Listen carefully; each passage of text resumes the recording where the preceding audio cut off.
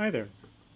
What I want to talk to you today about are insect wings, and in particular how I flame paint bee wing imagery onto stainless steel mesh. I got interested in insect wings probably about 6 months ago and started developing a body of work. And what I responded to was the transparency of the wing and the delicacy of them, and also the veining, which make up the structure of the wing. I just found it really fascinating.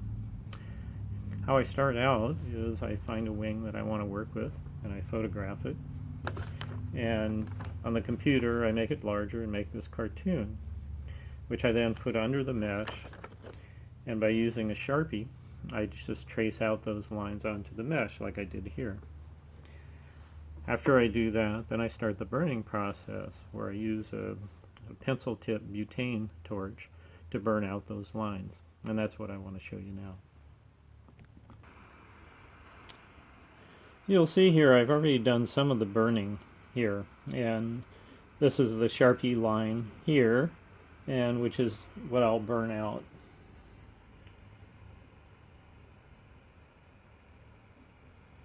And you just want to keep a nice steady movement, because you don't want to sort of overburn the mesh, because it's possible to break it down.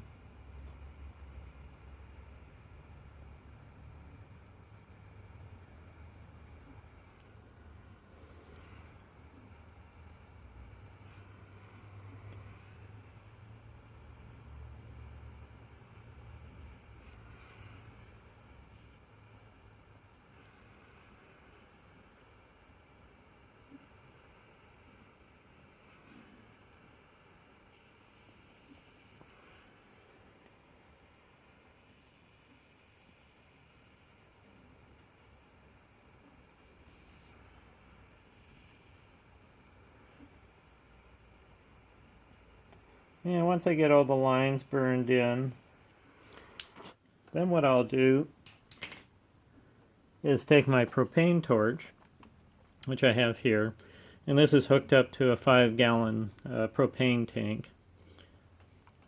And what I'll do next is, like I did here, I'm going to color in the wing itself.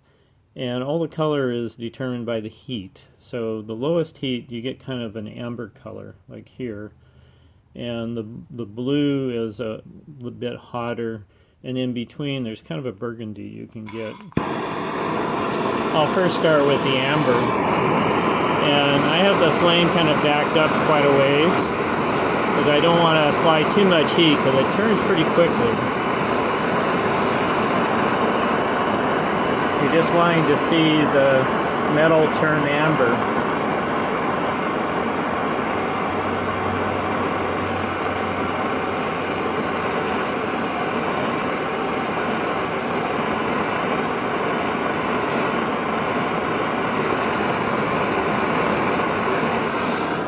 Now this area here, I want this to be more of a blue color.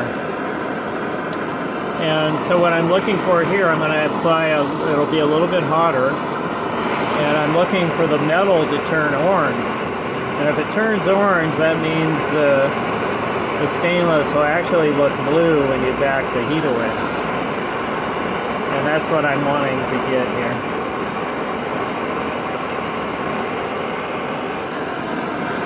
And I also like to do a little shadowing around the wing, like I did in this one here.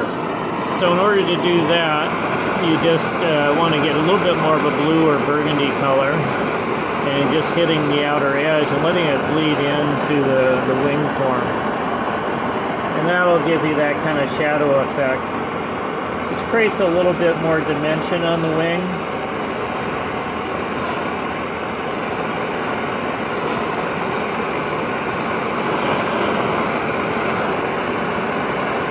Do a little bit here on the inside too.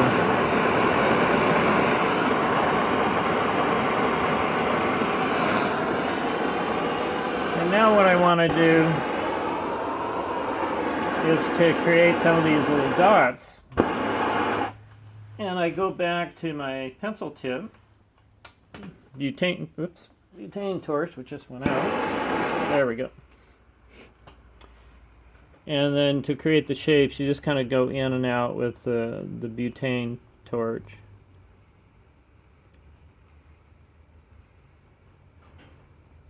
And I kind of do it in just sort of a random pattern. And I might make a few of the dots a little larger and smaller than others.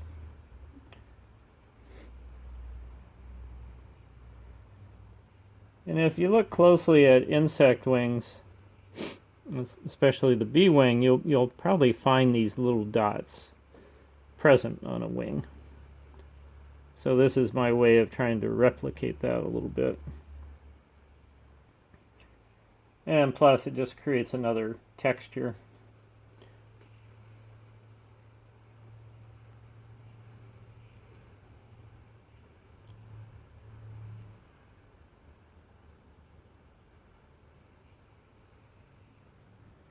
And that probably about does it.